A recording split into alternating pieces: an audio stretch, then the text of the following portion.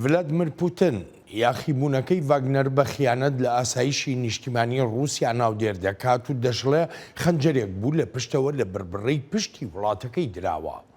مۆسکۆ هەموو ڕێوشوێنێکی گرتە بەر بۆ ڕێگەگرتن لە پێشڕەوی زیاتری چەکدارەکانی هێزەکانی ڤاگنەر و تەواوی هێزە ئاسایشەکانی خۆی خستە باری ئامادەباشیەوە بۆ بەرەنگاربوونەوەی ئەو هێزە تایبەتەی بە بڕیاری خودی پوتین پێکێنرا و سەرکردایەتی گشتی ئەو هێزەشی سپارت بە نزیکترین کەس لێوەی و ئاستی متمانەکەیشی بەو سەرکردەیە هێندە زۆر بوو کە تەنانەت خواردنی تایبەتی پوتین و ئامادەکردنی خواردنیش بۆ میوانداریەکانی ڤلادیمیر پوتین یەکێک بوو لە ئەرکەکانی ئەو سەرکردەیی تۆڕی ڤاگنەر.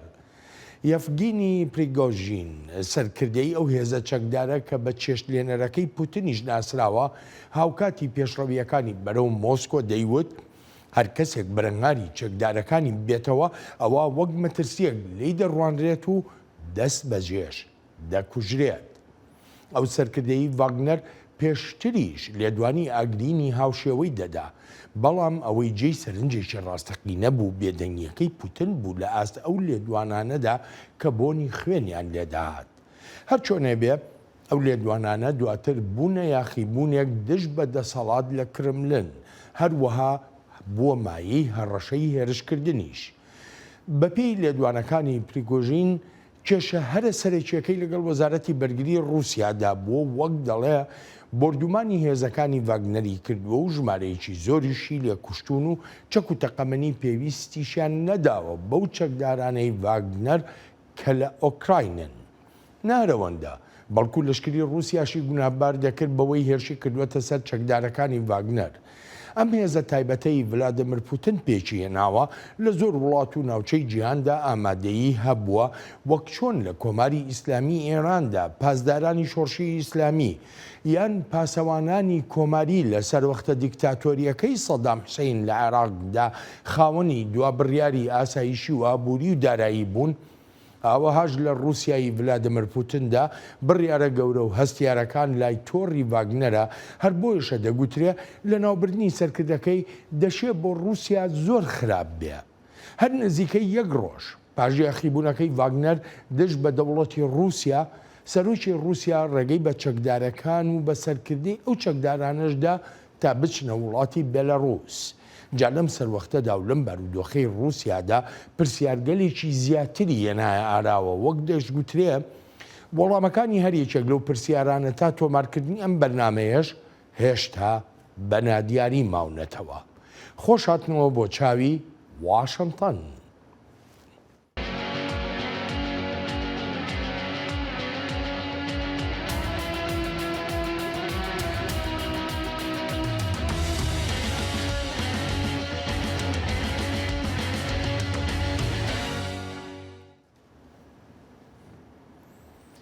بەلای ئەمریکاوە ئەوەی لە رووسیا ڕوویدا لە پەیوەندی بە یاخیبوونە بێ پێشینەکەی هێزی ڤاگنەرەوە دژی حکوومەتی رووسیا تەنها بەشێکە لە وێنە گەورەکەی ڕووداوە ناوخۆیەکانی رووسیا و لە هەمان کاتیشدا دەشێ وەک بەڵگەنەویستێکیش سەیر بکرێ بۆ شکستەکانی کرملن لە ئۆکراین. یەکەم شەدەوەیە بەشێک لە وێنەکەمان بینیوە. پێم وانییە دوا بەشیمان بینی بێت، بەڵام پێویستە تا ئەندازەیەکی دیاریکراویش هەندێک پێشبینیکردمان هەبێت تا بزانین بەرەو کوێ دەڕوات. هەر هیچ نەبێت بەشی خۆی ئاگادارین لەوەی ئەگەر ئاوڕێک بووە دواوە بدەینەوە و سەیرێکی 16 مانگ لەمەوبەر بکەین، ئەوە هێزەکانی رووسیامان لە دەوروبەری کیێف دەبینی و دەشیانوت لە چەند ڕۆژێکدا دەست دەگرن بەسەر شارەکەدا. وەهان بیر دەکردەوە کە وڵاتی سربەخۆی ئۆکراین لە نەخشەدا دەسڕنەوە. بەڵام ئێستا و لە یەکەم دوو هەفتەیەی ڕابردوودا بینیمان هێزی چەکدار بەرەو رووسیا دەڕۆیشتن. ئەو هێزە چەکدارەی پوتین خۆی دروستی کرد. ئەم ڕەوشە نیشانیدا شەڕەنگێزیەکان دژ بە ئۆکراین چەندە بۆ ڤلادیمیر پوتین بۆتە شکست. ئەگەری گۆڕانکاریەکی گەورە هاتە ئاراوە لە رووسیادا پاش یاخیبوونی چەکدارەکانی ڤاگنەر، وەک زۆرێکیش لە شیکەرەوە ئاماژەیان پێدەکرد ئەو ئەگەرە لە کاتێکدا بووە واشنتن جیاوازیەکی ئەوتوی نەدەبینی لە نێوان سەرکردەکەی ڤاگنەر و سەرۆکی رووسیادا. پریگۆژین وەک بەرز پوتنە کەسێکە درندایەتێکی زۆری لە ئۆکراین و لە ئەفریقا و لە سووریادا کردووە. ڤاگنەر لە هەر شوێک بێت ئەوە مردن و وێرانکاری و تەقینەوەش لەوێ دەبن. بەڵام ئەو ڕاستیەی ڕاستەوخۆ بەرەنگاری سروک پوتین بوونەوە گومانی خستە سەر هەموو شتێکی پوتین کاری بۆ دەکرد لەم شەڕەی ئۆکرایندا.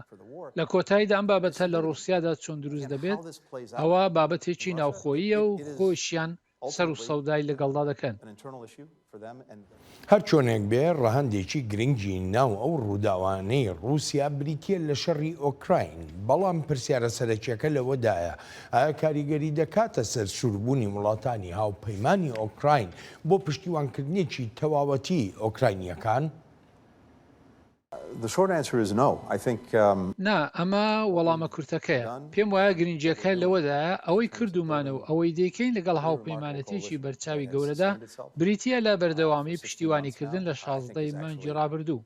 تەنانەت لە ئێستادا زۆر توکمەتریشە لە ڕوانگەی پشتیوانیکردنی ئۆکراینەوە لە ڕووی زیاترکردنی فشارەکان بۆ سەر رووسیا، هەروەهاش بەهێزکردنی سیستمی بەرگەری خۆشمان هەر بە شێوەش دەمێنینەوە. هاوپەیمانێتی ڕۆژاوا بۆ بەرگریکردن لە ئۆکراین وەک دەڵێ ئەو ڕووداوانەی ناو رووسیا نەکەر کاریگەری ناکاتە سەر پشتیوانیەکان، بەڵکو دەشبێت ببنە هۆکارێکی کۆنکریتی تا بە دڵنیاییەوە هەرچیەکی ئۆکران پێویستێتی لەم شەڕەی رووسیا سەپاندوێتی بگاتە دەست ئۆکراینیەکان. شەم بەشانی ئەو هەموو هەوڵە گەورانەی دراون بۆ یارمەتیدانی ئۆکراین، لەم کاتەدا دڵنیابوون گرنگە لەوەی ئۆکراین هەموو شتێکی هەیە کە پێویستێتی و لەو هێرشانە دەیانکات بۆ جێڕانەوەی ئەو ناوچانەی رووسیا داگیری کردوون. هەڵبەت ڕەهەندی درێژخایەنیشی هەن و گرنگیشن لە چەند گۆشەنیگایەکەوە یەکەمیان دڵنیابوونە لەوەی بەردەوام یارمەتی ئۆکراین بدەین تا توانایی بەرەنگاربوونەوەی خۆی تۆکمە بکات لە هەردوو مەودای کورت و درێژخایەندا و پوتین ناتوانێت ئەو کارەی کردی پاش ساڵێکیان دوان و یان 5 ساڵی تر دووبارێ بکاتەوە. گەورە کاربەدەستانی ئەمریکا لە دوای ئەو ڕووداوە ناوخۆیانەی رووسیاوە لە چەندان بۆنەدا جەختیان کردوێتەوە لەوەی ئەوانە ڕووداوگەلێکی ناوخۆیین، بەڵام هەرچی رووسیاییەکانن بە گومانەوە لە لێدوانەکانی گەورە کاربەدەستانی ئەمریکایی دەڕوانن. ڕاگەندراو هەن لە ئەمریکاوە سەبارەت بەوەی دەستێوەردان ناکات لە کاروباری ناوخۆی رووسیادا یان ئەوەی بەرنامەی نییە بۆ گۆڕینی ڕژێم لە رووسیادا. ئەو قسانە گەر بە هەڵەدا نەچوو بم بەرزکردبی ڕێکخەری پەیوەندی استراتیژیەکان کردوونی، بەڵام بەڕوانین لە پاشخانەی تۆمارەکانی ئەمریکا لە بواری گۆڕینی ڕژێمدا ئەوە ئەو ڕاگەندراوانە ڕاست نین و هیچی تر. ئەمێزەی ڤاگنەر رووسیا بۆ خۆی پێچی هێناوە و سنووری کارکردنیشی هەرتەنها ئەوەندە نییە وە گێزێکی چەکدار سەد و سەودای لەگەڵدا بکرێ، بەڵکو کراوەتە تۆڕێکی بەرفراوان و ئەرکەکانیشی لە دەستێوەردانی کاروباری وڵاتانەوە بیگرە تا دەگاتە دۆسەی ئابووری و داراییە گەورەکانی رووسیا. تۆڕی کارکردنی ڤاگنەر هێندە بەرفراوانەوە های کردووە زۆرێک لە شیکەرەوە و چاودێر بگەنە ئەو بڕوایی بڵێن ئەگەر چی ڕووداوەکان لە رووسیا گەورە بوون و ئەگەری زۆریشی بە دوای خۆی داهێناوە، بەڵام وەک دەڵێن ئەستەمە ڤلادیمیر پوتین یان تەنانەت لەشکری رووسیاش بتوانن تەواوی پێکاتەکانی ڤاگنەر لەبەر یەک هەڵبوەشێننەوە، چونکە ڤاگنەر گرنگیەکی گەورەی هەیە بۆ ئامانجە جوگرافی استراتیژیەکان و هەروەها بە یەکێک لە هێزە گەورە ئابووری و داراییەکانی رووسیاش دادەنرێ. دکتۆر مارک کاتز پسپۆڕ و شیکەرەوەی کاروباری سیاسی و ئاسایشی رووسایە لە زانکۆی جۆرج مەیسن، خاوەنەی چەندان سەرچاوەی شیکاریە لە یەکێتی سۆڤێتی پێشوە تا ئێستا، لەوانە جیهانی سێهەم لە بیرکردنەوەی لەشکری سۆڤێتدا سیاسەتی دەرەوەی رووسیا بەرامبەر نیمچە دوورگەی عەرەب، گۆرباچۆف و سیاسەتی لەشکریانەی بۆ جیهانی سێهەم و چەندان کتێب و لێکۆڵینەوەی وردی تر کە بوونەتە سەرچاوەیەکی گرنگ بۆ زانکۆکانی وەک جان هاپکینز، جۆرج مەیسن و نێوەندە استراتیژ دانەرەکان. دکتۆر مارک جارێکی دیش سپاست دەکەم بۆ ئامادەبوونت. دەست بەجێ دەچمە پرسیاری یەکەمم. پێت وایە ئەوەی ڤاگنەر کردی لە رووسیادا هەر بەڕاستی هەوڵێک بوو بێ بۆ کودەتا یا تەنها یاریەکی سیاسی سەرکردەی ڤاگنەر بوو بۆ نیشاندانی هێز و توانایی خۆی لە بەرامبەر ڤلادیمیر پوتیندا؟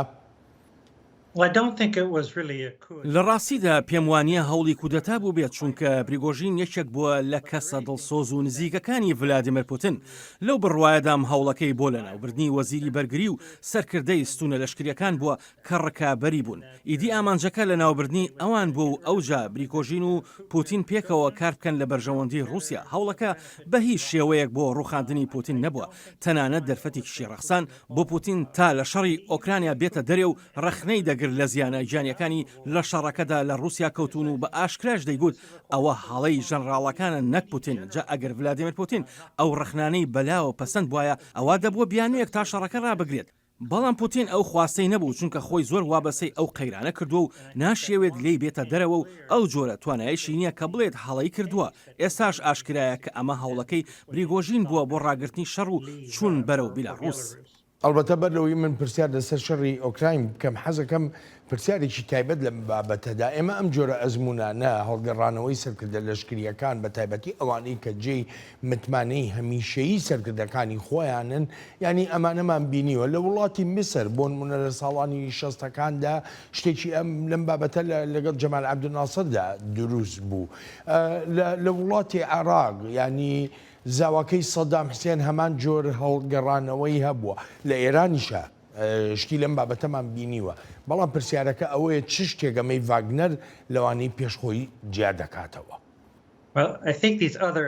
پێم وایە هۆڵانی تر هەوڵی کودەتا بوون و هەوڵی دەستگرتن بوون بەسەر دەسەڵاتدا و لێسەنەوەی دەسەڵات لەوانەی کە دەسەڵاتدار بوون. پێم وایە مەبەستی پریگۆژین وەک باسم کرد ئەوە نەبووە دەسەڵات بگرێتە دەست، بەڵکو دوورخستنەوەی یان لە ناوبردنی وەزیری بەرگری و سەرکردەی ستونە لەشکریەکان بووە، وەک ئەو هەوڵەی لە ساڵی 1953دا لە ئێراندرا بۆ لە ناوبردنی سەرک وەزیرانی ئەو کاتە نەک دەسەڵاتی شاهنشایی. جا ئەوە مەبەستە سەرێکەکە بوو نەک ئەوەی هەوڵی کودەتا بێت.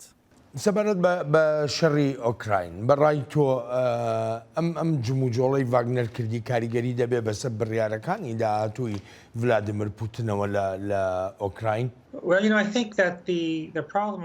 پێم وایە کێشە ڕاستەقینەکە بۆ پوتین ئاسی ئەو بڕوا متمانەیە بوو کە بە پریگۆژینی دابوو بە ئەندازەیەک ئەو هەموو دەسەڵاتی دابووە لە لەشکری رووسیا بە گرنگتر سەیری دەکرد. پریگۆژین لە لای خۆیە ئەو متمانەی دۆڕاند و وەهای کرد بەو هەموو دەسەڵاتەوە کەس نەتوانێت ڕای بگرێت.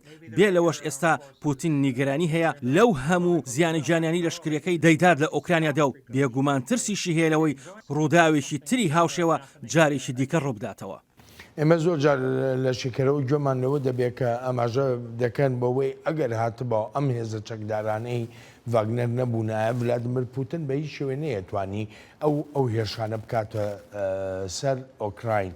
ئەجا پرسیارەکە لەوەدا لەشکری رووسیا ئەو توانایی نییە کە ڤاگنەریەکان هەیان بوو. من پسپۆڕێکی لەشکری نیم، بەڵام پێم وایە بەرنمەکەی پوتین ئەوە بووە ژەنڕاڵەکان و سەربازەکان ڕۆڵێکی ئەوتویان لە شەڕەکەدا نەبێت. هەرچی ڤاگنەرە دەسەڵات و تواناییان هەبووە خەڵک لە زیندانەکانەوە ناو نووسکەن و بیانکەنە چەکدار لای خۆیان. ئێستاش مەرج نییە ئەو چەکدارانە بەشداری بکەنەوە لە شەڕەکەدا. ئەمەش وەها دەکات بژاردەکانی بەردەم پوتین قورس بێت و ئەو ژمارە زۆرەی چەکداری خۆبەخشی نەماوە لە زیندانەکاندا کە بیانەوێت پشنە بەرەکانی شەڕەوە. ئیدی پرسیارەکە لەوەدا دەبێت ئیتر چۆن دەتوانێت ئەو خەڵکە لە خۆی کۆبکاتەوە بۆ هەموو زیانە گیانیانی ڤاگنەر خۆی باسی دەکرد و دەڵێت زیاتر لە 20,000 کەسی لەکوژراوە. جا ئەگەر خەڵکی زیاتر و زیاتر بنێرێت بۆ شەڕ ئەوە دەبێت کێشەی زیاتر بۆ پوتین لە ڕووی سیاسەتی ناوخۆیی رووسیاوە.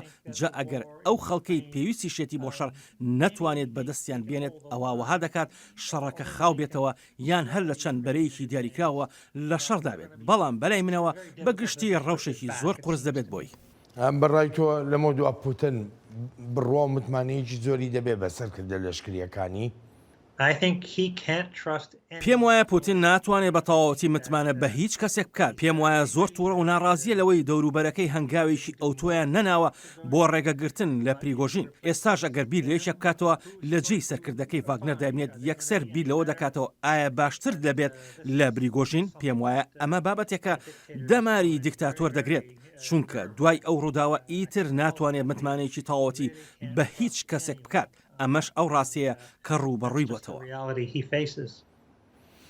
دکتۆر بارک من دەگەڕێمەوە بۆلات دەچینە بەشی دووەمی بەرنامەکەمان.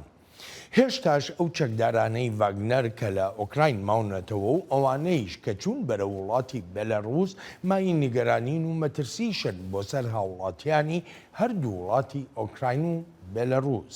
وەک سەرۆکی ئۆکراین ئاماژەی پێدەکا ئاستی مەترسیەکە چەندێکە ئەویان وەک دەڵێ هێشتا نەزانراوە. Росіяна тимчасово окупованій території України. سربازەکانی ڤاگنەر لە ناوچە داگیرکراوەکاندا ماونەتەوە. ئەو ناوچانەی داگیرکردنەکانیان کاتیە وەک ناوچەی لوهانسک. زۆربەیان وەک پێشتری جەختم لێکردوونەتەوە بەدەستی هێزەکانمان تێکشکێنراون. زیاتر لە 20,000یان کوژراون. ئەستەمە ئەو ژمارەیەی ماونەتەوە بەراورد بکرێت لەگەل ئەو چەکدارانەی بەرەو مۆسکۆ چوون. هەر بۆیە ناتوانم بڵێم چەندێک دەبنە مەترسی بۆ سەر خەڵک لە بێلاڕۆس. جا لێرەدا یەکێک لە پرسیارەکانەوەی ئایا دەشێت بۆ لەم و دواوەها لە سیاسەتەکانی کرملن بڕوانرێ کە سیاسەتێکی لاوازن و چیدی پێویست ناکات بە گرنگ و مەترسیدار لێیان بڕوانرێ. هەوپەیمانێتی ناتۆ لەو بڕوایەدایە سیاسەتەکانی ڤلادیمیر پوتین هێشتاش مەترسیان هەیە. ئێمە بڕیاری خۆمان دەدەین بۆ پاراستنی ئاسایشی خۆمان لەم جیهانەدا کە مەترسی زیاتری تێدایە. ئەمەشمان لە یاخیبوونەکەی ئەم دوایەی ڤاگنەردا بینی دژ بە رووسیا. ئەلبەت ئەوە بابەتێکی ناوخۆی رووسایە. لە هەمان کاتدا جارێکی تریش ئاماژەیەکە بەوەی شەڕە نایاساییەکەی پۆتین دژ بە ئوکراین هەڵەیەکی گەورەی استراتیجی و بۆتە مایەی دابەشبوون و هەروەهاش هێنانە ئارای پشێویەکی نوێ لە رووسیادا. بەڵام نابێت لێرەوە رووسیا بە لاواز ببینین و بە هێند وەری نەگرین. دەبێت بەردەوام بین لە پشتیوانی کردنی ئۆکراین. دروستکردنی ئەو هێزە لەشکریانەی وەک ڤاگنەر جا لە هەر وڵاتێکدا بێ مای مەترسیەکی گەورن بۆ سەر ئاشتی و ئاسایش نەکرد لە وڵاتەکانی خۆیاندا، بەڵکو لە تەواوی ئەو وڵاتانەشدا کە کاری تایبەتی تیادا دەکەن. Zunächst mal sind aggressive Armeen immer bedrohlich und بەرلام شتێک لەشکرە شەڕانگێزەکان هەمیشە مایە مەترسین. هەرچی لەشکرە تایبەتەکانیشن مایە مەترسی زیاترن. زۆر وڵات لە ئەفریقا و لە شوێنەکانی تریش دەزانن چۆن هێزەکانی ڤاگنەر سروشتی بەدکاری خوانیشان داوە، چۆن زیانیان داوە و چۆنی سەرچاوە و سامانەکانی ئەو وڵاتانیان بەکارهێناوە بۆ گیرفانی تایبەتی خۆیان. هاوڵاتیانی ئۆکراینیش دەزانن ڤاگنەر چ زیانێکی گەورەی داوە لە ئۆکراین. هەر بۆیەشە وەک ئەوروپاییەکان دەڵێن دەبێ بۆ لەم و دواش زیاتر جەخت لە پاراستنی سنوورەکانی ئەوروپا بکرێتەوە و پشتیوانیەکانیش بەردەوام بن بۆ ئۆکراین دژ بە سیاسەتە شەڕانگێزیەکانی رووسیا. ئەوە ئێستا ڕوون و ئاشکرایە ئەوەیە کە لەشکرە تایبەتیەکان هەمیشە مایە مەترسین، تەنانەت لە وڵاتانەشدا کە لێی دەمێننەوە. هەر لەم ڕوانگەیەشەوە تەواوی ئەم ڕەوشە جێنیگەرانێکی گەورەیە کە ئێستا بە وردی چاودێری دەکەین. بەڵام ئێمە وەک ناتۆ دەتوانین و دڵنیان لەوەی بەرگری لە ناوچەکانی خۆمان بکەین. بۆ لەمە و دواش ئەم وابەستەیە لەسەر هەموو وڵاتانی ئەندامە بۆ بەرگریکردن لە هەموو بستەخاچێکی ناتۆ ئەگەر هێرشی کراسەر. لەو بڕوایەشتام ئەم ڕەوشە لە ئێستادا گۆڕانی بەسەردا نایە. ئەی لە مۆسکۆ چ باسە؟ گەورە کاربەدەستانی رووسیا دەڵێنەوەی ڕوویداوە هیچ شتێ لە سیاسەتەکانی حکوومەتی وڵاتەکە ناگۆڕێت و کشانەوەیان نەکشانەوەی ڤاگنەر لە شەڕی رووسیا بۆ سەر ئۆکراین هیچ کاریگەریەکی نییە بەسەر هاوکێشەکانی شەڕەوە. سەرۆک پوتین لە چەند ڕۆژی ڕابردوودا وەڵامی هەموو ئەو پرسیار و گومانانەی داوەتەوە و ڕوانین و هەڵسەنگاندنی خۆشی کردووە بۆ ئەم ڕەوشەی ئێستا و جەختیش دەکاتەوە لەوەی ئەو یاخیبوونە کۆنتترۆل کراوە. بەهۆی ڤاگنەرەوە هیچ کردەیەکی لەشکریمان نەبۆتە قوربانی و یەک شوێنیش چییە لە دەستمان نەداوە لە مەیدانەکانی جەنگدا. دکتۆر مارک، من گوێم لە شیکەرەوەیکی ڕووسایی بوو کە لە دەرەوە ژی دەیگوت ئێستا ڤلادیمیر پوتین وەکو پڵنگێکی بریندارە ئیدی نازانی چیەکە بۆ ئەوەی خۆی لە هەموو قەیرانانە دەرباسکە. ئەوروپا چەند نەمەترسیایە بەوەی ئەو سیاسەتانی پوتنەوە. بەڵێ و پێم وایە ئەوە ڕاستە، وەک پڵنجێکی برینداری لێ هاتۆ، بەڵام دەبێت خۆی دەرباس کات و پێم وایە هەنگاوێکی زیرەکانە نابێت بۆی ئەگەر بێت و وەها بیر بکاتەوە کە هێرش کاتە سەر وڵاتی تر لە ئەوروپادا، چونکە دەکەوێتە ناو شەڕێکی گەورەترەوە، چونکە لەم شەڕیدا ئەوە ڕەوشەکەیەتی کە دەیبینین ئیتر پێویستی بەوە نییە بکەوێتە شەڕێکی ترەوە لەگەڵ وڵاتێکی دیکەدا جا لەو سۆنگەیەوە کە دەیەوێت درێژە بە دەسەڵات و فەرمانڕەوایەتی خۆی بدات دەبێتە ڕێگر لەوەی ئاواها کارێک بکات لەلایەکی دیکەشەوە جێی سەرسوورمان نابێت لەلام ئەگەر لە ئایندێکی نزیکدا لێدوان و ڕاگەیەندراوی هەڕەشە ئامێزی لێ ببیستین. باشە دکتۆر مارک با پرسیارەکە بە شێوەیەکی تر بکەم ئەم جارەیان ئەوروپا و هاوپەیمانەتی ناتۆ چۆن نەتوانن ئەو پڵنگە بریندارە بخەنە تۆڕێکەوە سنوورداری بکەن ڕێگەی لێ بگرن لەوەی کە سیاسەتی شەڕانگێزی درێژە پێ بدە.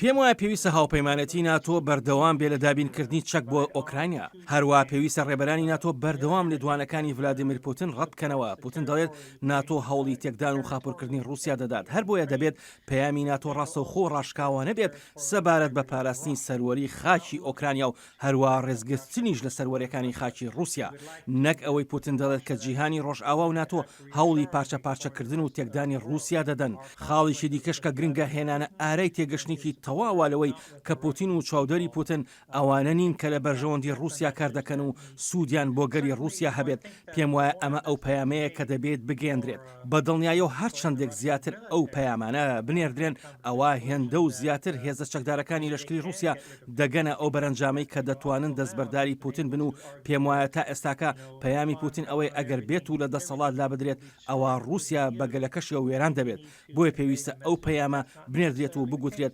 نەخێوان نییە. بەڵام خۆڕاستیی ژەیە تا ئێستا وەکو کاربەدەستانی ئۆکراین ئاماژەی پێدەکەن هێشتا ئەو جۆرە چەک و تەقەمەنی و تەکنەلۆژیای شەڕیان بەدەست نەگەیشتووە کە هەمیشە داوای دەکەن واتە کەم تەرخەمیەک پیشانەدا لەمە لە ناتۆ لایەن وڵاتانی ڕۆژاوا و بە ئەمریکاشەوە ئۆکراین داوای چەکی زیاتر دەکات داوای چەکی قورستر دەکات بەڵام ئەمەشیانە تا ئێستا بۆ دابین نەکراوە. بەڵێ ئەوە ڕاستە و لەو بڕواایشدام چەکێکی زۆر دراوە بە ئۆکرانیا ئەوەی توانراوە درێغی نەکراوە بەڵام لە بیرمان نەچێت خۆشمان پێداویستی خۆمانمان هەیە و تا ئەندازەیەکیش دروستکردنی چەک کەم بۆتەوە و بەش ناکات بەڵام لەو بڕواایشدام قەبارەیەکی بەرچاوی چەک دراوە بە ئۆکرانیا و ئەو یارمەتی و کۆمەکانش بەردەوام دەبن لێرەدا گرنگترین شت کە بکرێت وێڕای ئەوەی کە چەکەکان کەمن ئەوەیە بەردەوام بین خاڵێکی تریش کە گرنگە بزانرێت ئەوەیە لە ڕووداوەکەی ڤاگنەردا شتێکمان بۆ دەرکەوتووە کە پوتین هێندە بەهێز نییە بۆ ئەندازەی کە خۆی نیشان دەدات وەک چۆن لە بەردانواندنی کرد بۆ سەرکردەکەی ڤاگنەر بەهۆی ئەو ترسەی کە هەیبوو لەی جا ئەگەر وەک پێویست بترسێت ئەوە دەڕوات بەرەو ئەوەی شەڕی ئۆکرانیا ڕابگرێت. بەڵام گوێمان لە سکرتێری گشتی ناتۆ بوو ینی جەخت لەوە دەکاتەوە نابێ بە لاواز سەیری پوتین بکرێە بە هێندی ژوەر نەیگیرێ. بەدڵنیایەوە ڕاست دەکات هەر زۆریش ڕاستە چونکە پوتین هەروە بە سانایی ناکشێتەوە ڕاستە لاواز بووە بەڵام هێشتاش هێندە هێزی هەیە کە بەکاری بهێنێت و لێرەشدا باشترین وەڵام ئەوەیە بەردەوام بین لە دابینکردنی کۆمەکە لەشکریەکان بۆ ئۆکرانیا. دکتۆر مارک من دەگەڕێمەوە بۆ لا دەچینە بەشی سێمی بەرنامەکەمان.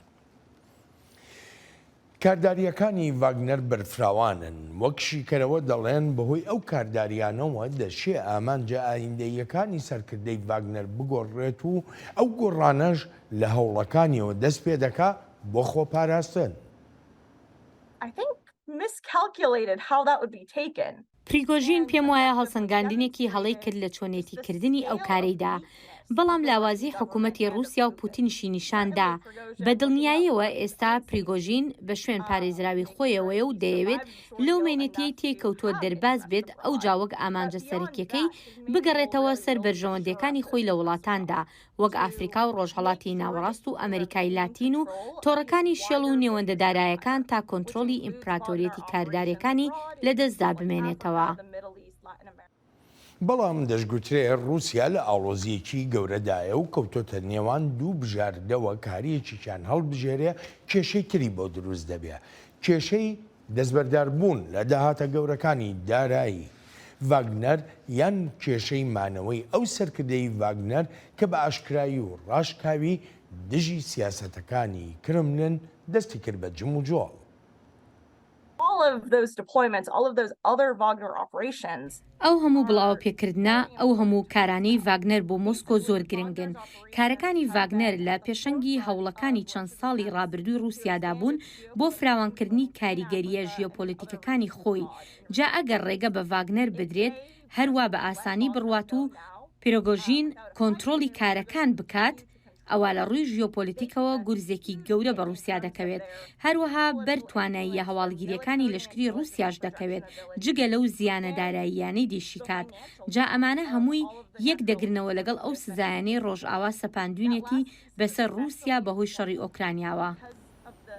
بەڵام نکۆلیژ ناکرێت لەوەی ڕووداوەکانی ئەم دواییەی رووسیا کرانەوەی دەواازەیە کە بۆ وڵاتانی ڕۆژاوە و بۆ ئەمریکاش تا بتوانن سیاسەتێکی نوێ بگرنە بەر لەو وڵات و ناوچانەی ڤاگنەری رووسیا تیایدا کاریگەر بوو. All of this uncertainty, particularly ئەو هەموو نادادیەی لە تۆڕی بەرفراوانی ڤاگنەردا هەیە لە ئافریقا و ڕۆژهەڵاتی ناوەڕاستدا لە ڕاستیدا دەرفەتێکی گەورەیە بۆ ئەمریکا و ڕۆژئاوا تا کاریگەریەکانی ڤاگنەر نەهێڵن و ئیتر سەنگی بخرێتە سەر ئەو شوێنانەی ڤاگنەر کاری تێدا دەکردن. جا ئەمە بۆ مانایە نایەت کە ڕاستەوخۆ دژی حکوومەتی رووسیا کار دەکەیت، بەڵکو دژی ئەو هێزەیە کە هەوڵی دەدا بەرەو مۆسکۆ بچێت. لەسەر شەڕی ئۆکراین و تواناییەکانی رووسیا بۆ درێژەدان بەو شەڕەی سەپاندوێتی وەک شیکەرەوە دەڵێن، بەڵێ ئەوەی ڕوویدا دەرفەتێکیشە بۆ ئۆکراین، بەڵام ناشبێت چاوەڕوانەیەکی زۆر هەبێ بۆ بڕیارێکی گەورەی مۆسکۆ لە پەیوەندی بە شەڕی ئۆکراینەوە. هێشتا زووە قسەی لەسەر بکرێت. پێم وایە کاریگەریەکەی لەسەر شەڕەکە دەبێتە دەرفەتێک بۆ ئۆکراین هاوکاتی ئەو هێرشانەی دەیانکات بۆ ڕزگارکردنی ناوچەکانی. دەشزانین ئەوە قورس دەبێت وە شتێک نییە بگوترێت کشانەوەیکی بەرفراوان دەکرێت لە ئۆکرانیاوە بەرەو مۆسکۆ. گەورە کاربەدەستانی رووسیا بە گومانێکی زۆرەوە لە هەموو هەڵسەنگاندنێکی ڕۆژی وڵاتەکەیان دەڕوانن و هەموویشی دەخەنە خانەی پیلانجێڕیەوە دژ بە مۆسکۆی ڤلادیمیر پوتین. چەند ساڵێکە زانراوە دامەزراوە ئەمریکایەکان ڕێکخراوە ناحەکومیەکانی لە وڵاتی ئێمەدا کاریان دەکرد. ئەوەی دایان کرد ئەوە بوو بە هەموو شێوەیەکی ڕێ تێ بچێت ڕاهێنانکردن بووە بە ئۆپۆزیسیۆنەکان. پێویست ناکات بچینە وردەکاریەکانەوە، ئەوە فێڵێکی زۆر ئاشکرا بوو. دکتۆر مارگ وەکو گوێمان لە شیکەرەوەیە ئاماژە بەوە دەکەن ئەم ڕووداوانەی ناو مۆسکۆ دەشێ ینی ببنە دەرفەتی گەورە هەم بۆ جیهانی ڕۆژاوە بە تایبەتی ئەمریکا و هەروەها بۆ وڵاتی ئۆکراینیش. ئەو دەرفەتانە لای تۆ چەندێک گەورن؟ پێم وایە کاترین دۆکسی ڕاست بۆی چووە تا تێکەڵکردنێک دروست نەکرێت. بوونی ڤاگنەر لە ئەفریقا وەک ئەوەی ئۆکرانیا نییە، چونکە وەک هێزێکی چەکدار لە ئۆکرانیایەوە ئامانجەکەشی داگیرکردنە. ئەوەی ئەفریقا جیاوازە، چونکە لەمایاندا پرسیارگەلێکی زۆر بەبێ وەڵام دەمێنێتەوە لەوانە ئایا بۆ لەمەودا چۆن و کێ خەرجەکانی ڤاگنەر دابین دەکات. هەندێک لە حکومەتەکان دەڵێن ڤاگنەر هێزێکی ڕزگارکەر بووە لە کاتێکدا مەرج نییە وەها بوو بێت و ئەو حکومەتانە بۆ بەرژەوەندی خۆیان وها دەڵێن بەڵێ دەشێت ئەوەی ڕوویداوە دەرفەتێکی گەورە بێت بۆ زیادکردنی پشتیوانیەکانی ڕۆژئاوا بۆ هەندێک لەو وڵاتانە و دێڵێمەوە بەڵێ دەرفەتێکی زۆر گونجاوە و هیواداریشم بتوانرێت سوود لەو دەرفەتە وەربگیرێت. بەڵام ینی ئەمە دەگاتە ئەوەی کە بڵێن وڵاتێکی وەکو ئەمریکا سیاسەتەکانی خۆی بۆ نمونە بەرامبەر بە سووریا، بەرامبەر بە وڵاتانی تری ڕۆژهەڵاتی ناوەڕاست بگۆڕەیە، بەرامبەر بە وڵاتانی ئافریکاش کە دەزانین ڤاگنەر لەوێ بوونێکی یا ئەمادەیەکی گەورەیانە بۆ لەو وڵاتانە. جا بە دڵنیایەوە لە وڵاتێکی وەک سووریادا بۆ نمونە هەر تەنها ڤاگنەر لەوێ نییە، هێزی لەشکری رووسیا و هێزی سەربازی ئێران و هەروە حیزب اللهش لەوێ هەن. هەر بۆیە پێم وانە هەروە ئاسان بێت لە سووریادا ڕەوشەکە بگۆڕێت. لە کاتێکدا لە ئەفریقا هێزە سەرێکیەکە ڤاگنەرە، ئەوە وەها دەکات دەرفەتەکە زۆرتر بێت بۆ جێگرتنەوەی ئەو هێزە یان گۆڕینی سیاسەتەکان. هەر بۆیە پێم وایە لە ئەفریقا دەرفەتەکان زیاترن وەک لە وڵاتێکی وەک سووریادا، چونکە ئێرانیەکان لە وڵاتانی ئەفریقادا هێزیان نییە بەو شێوەی لە سووریادا هەیەە. ئەی بۆ ئۆکراین چۆن دەبێت؟ چ جۆرە بەرژەوەندیەکە، چ جۆرە دەرفەتێکە بۆ ئۆکراینیەکان؟ ینی هیچ شتێک لە هاوکێشەی شەڕەکە گۆڕێ لەلایەن؟ دەزانی تا ئێساکە گۆڕانێکی ئەوتۆ نەبینراوە. رووسیا بەردەوامە لە بردومانکردن. ڕاستە دەبینین هێزە سەربازیەکانی ئۆکرانیا هەندێک پێشڕەوی و دەستکەوتیان هەیە، بەڵام هێشتا چاوەڕوانی چەکی زیاترن، چونکە بەبێ هەبوونی ئەو چەکدارانەی ڤاگنەر پێدەچێت لەشکری رووسیا بتوانێت کردە لەشکریەکان بەڕێوە بەرێت، هەرچەندە ئەگەر لەشکری ئۆکرانیا بتوانێت پاشەکشەی زیاتر بە هێزەکانی رووسیا بکات ناوچەکەدا، ئەوە لەوانەشە رووسیا هێزی تری خۆی بنێرێت و لە شوێنێکی تر ئۆکرانیا بچێتە پێشەوە. جا لە بیریشمان نەچێت ئەوەی کە ڤاگنەر بڕیاریدا بکشێتەوە و بڕواتە بیلاڕووس، ئەگەریشی هەیە لە ناو هێزە لەشکریەکەی رووسیاشدا یەکەیەکی لەشکری یان دوان هەمان شێوە بڕیار بدەن و لە شەڕەکان بکشێنەوە. وەکو پێشتری ژاماژەم پێکرد رووسیا لە ئێستا لە بەردەم دوو بژاردەیە هەڵبەتار دوو بژاردەکە پێدەچێت یاری شتێکی نەخوازراون بۆ ڕووسەکان. بژاردەی یەکەمەوەیە کە یاخود دەستبەرداری هەموو ئەو داهاتانە بێکە لەلایەن تۆڕەکانی ڤاگنەرەوە بەدەستی دەگەیشت. بژاردەی دووەم ئەوەیە کە کۆنتترۆڵی هەموو شتێ بکە، بەڵام وەکو ئاماژەشی پێکرێ بەهۆی سەرکردەی ڤاگنەرەوە پێرگۆژین زەحمەتە بتوانێت ئەمە بکە. رووسیا چیەکە بۆ کۆکردنەوەی ئەو تۆڕەی ڤاگنەر؟ جا دڵنیام لەوەی رووسیا بژاردەی کۆنتترۆلکردنی تۆڕی ڤاگنەری دەبێت، لەوانەشە پەیوەندی بەوە هەبێت کەسێک بدۆزێتەوە تا جێی پریگۆژین بگرێتەوە بۆ بەڕێوەبردنی ئەو تۆڕە. جا ئەمەیان زۆر قورسە کەسێکی لە دەرەوەی تۆڕەکەی ڤاگنەری بۆ بهێنرێت، هەر بۆیە لەوانەیە کەسێک بێت لە ناو تۆڕەکەدا و سەرکردەی خۆجێیشی هەبێت لە وڵاتەکانی ڤاگنەر کاری تیادا کردوون. بەڵێ مۆسکۆ لە ڕەوشێکی زۆر قورزایە و ناتوانێت ئەو تۆڕەی لە ئەفریقادا هەیەی ناچار بکات بە دووریشی نازان مۆسکۆ بکەوێتە کڕینی خەڵک لە وڵاتانەدا تا کارەکانی بۆ بەڕێوە بەرێت بەر لەوەی لایەکی تر بیان کڕێت و کۆنتترۆڵی شام بکات. بەڵام خۆ پێ ناچێ ینی سەرکردەکەی ڤاگنەری ژێروا بە ئاسانی دەستبەرداری ئەو هەموو کارانە بێ کە خۆی کردوونی ئەو تۆڕە گەورەیە، ئەو داهاتە گەورانەی کە وەکو ئەژمارەکرێ و باز لەوە دەکرێ ساڵانە چەندان ملیار دۆلارە.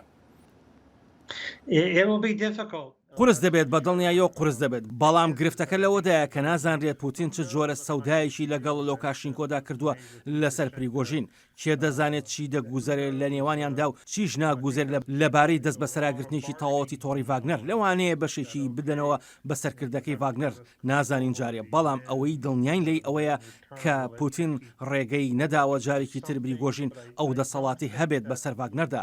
ئیدی پوتین دەگەڕێت بە شوێن کەسێکدا ئەگەر زۆر دڵسۆستری بێت تا هەموو کردەوە و کارەکانی ڤاگنەر لە ڕۆژەڵاتی ناوەڕاست و لە ئەفریقا بخاتە ژێر دەستی.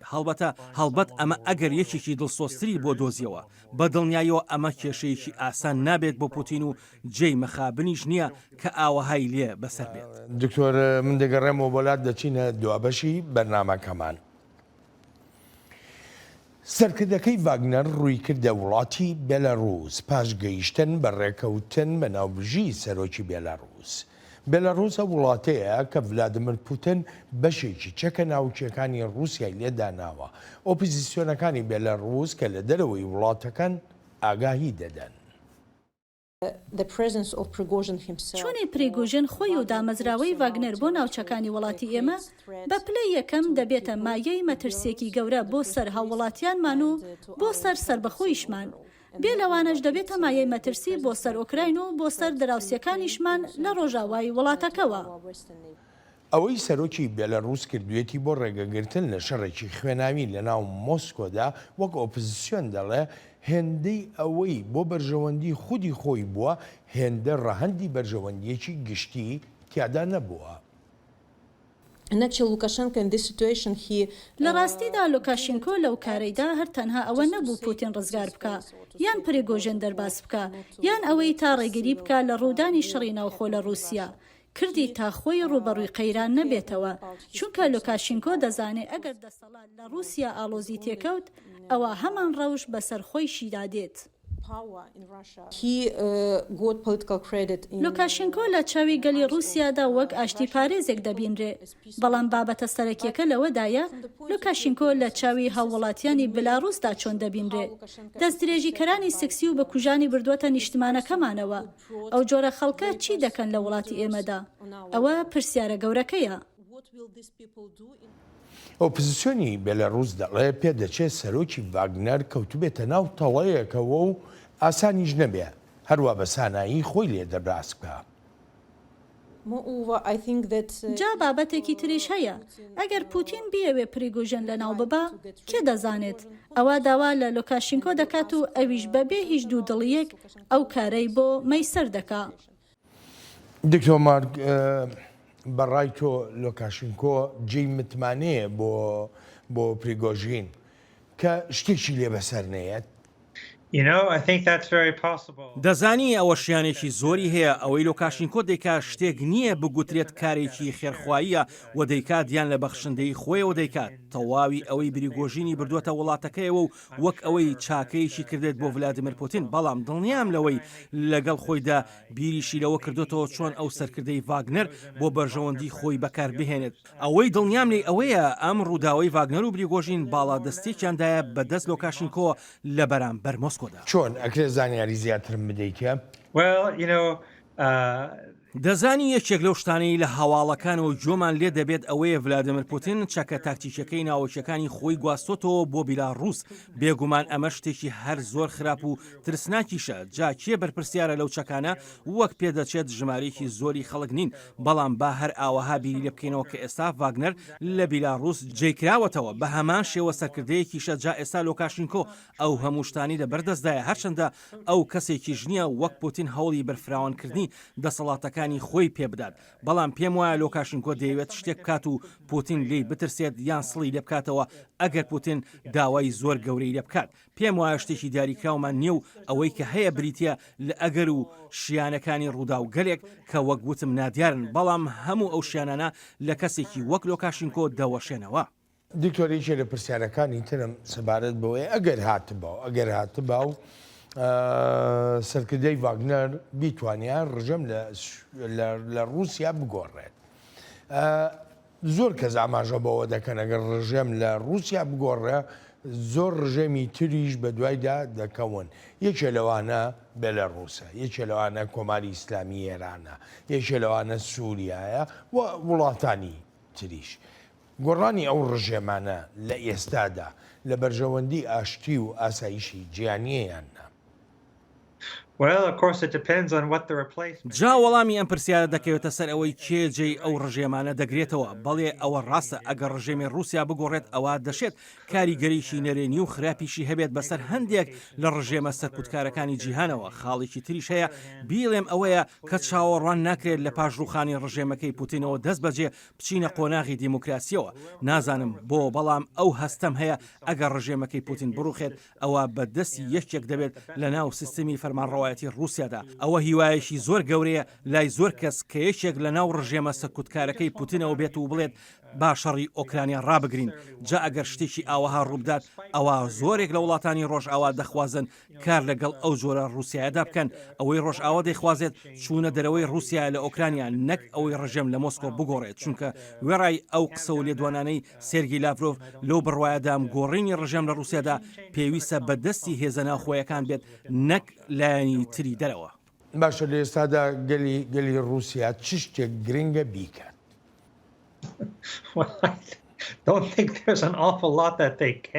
باوەها لێ بڕوانین کە خەڵک لە ناو وڵاتەکەدا دەتوانن زۆر شت بکەن مەخابن خەڵک تۆقێنراون پێم وایە باشترین شتێک کە ئێستا بکرێت ئەوەیە هیوا لە دەست نەدەن پێویستە بزانین کە رووسایەکی تر هەیە و هەر ئەوە نییە کە پوتین دەیکات رووسیا وڵاتێکە پڕە لە کولتور و ڕۆشنبیر مێژوێکی دێرینی هەیە پێم وایە وەک ئەوەی زۆرێک لە رووسایەکان هیوای گەورە دەخوازن بۆ وڵاتەکان تا ببێتە بەشێک لە کولتوری ئەوروپایی کە بە شتێکی باش دەکرێت بۆ رووسیا دەزانین ڕوانینی جۆرا جۆر هەن لەوێ نەکەر ئەوەی پوتین هەبێت بەڵام ئەوەیە پێویستە چاوەڕوان بین تا بزانین کێ ئەو دەست پێش خەریە دەکات یەکێک لەوانە هەڵایسانی شۆڕشێکی دیموکراتیانەیە و هێزە ئاسایشیەکانیش جا بە هەر بیانوێک یان هەر هۆکارێک بێت دەبێت بداتە پاڵ ئەو شۆڕشە پێویستە شێوە ڕێکەوتنێک بکرێت لە نێوان ئۆپۆزیسیۆنی دیموکراتی و لەشکردا بە تایبەتیش سەرکردە باڵاکان پێم وایە ئەمە رووسیا ڕزگار دەکات.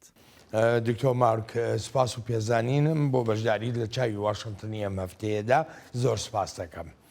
ئەلبەتە ئازیزانم سپاسی بێپایانم بۆ ئێوەی خۆشەویستە کە تا ئێستا لەگەڵماندا بوون تا هەفتەی ئایندا چاوێکی نوێی واشنگتن ڕێز و خۆشەویستی ستافی بەرنامە هەروەهای خۆیشم بەڵێن ساڵح پەسەند بفەرمونون هەر لە خۆشیە جێتان بێڵی.